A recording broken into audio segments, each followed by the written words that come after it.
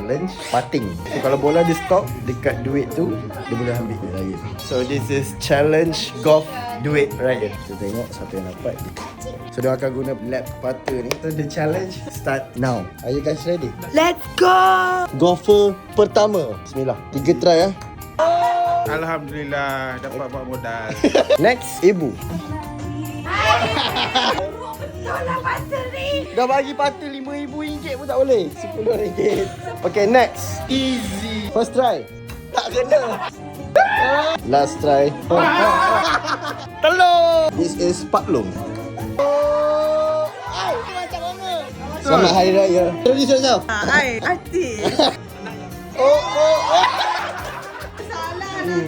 Kalau dia dapat 100, dia kena share dengan I. Jadilah boyfriend yang bagus. RM10. First try. Let's go. Yeay, RM15 RM15 seorang. Sama. Introduce yourself. Niang, First try. Second try. Mai Raya. Selamat Hari Raya. RM10. Cantik mesti dapat. Abang cantik mesti dapat. Selamat Hari Raya.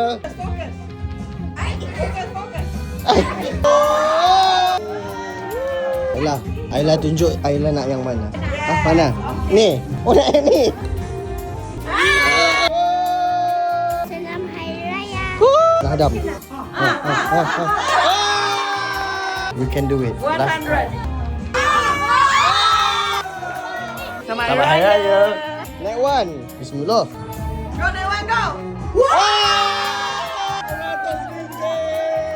So that's all for Raya Golf Challenge. So total duit raya aku bagi dekat diorang tadi lebih kurang RM1,000. So ni semua hasil daripada duit raya yang aku dapat daripada Full Swing Formula punya channel. Full Swing Formula nak bagi duit raya lagi tu dekat dalam channel. So make sure korang pun claim juga duit raya korang dekat dalam channel. Link ada kat bio, tekan 3 titik kat atas, tekan open the browser. Jumpa korang kat dalam Full Swing Formula.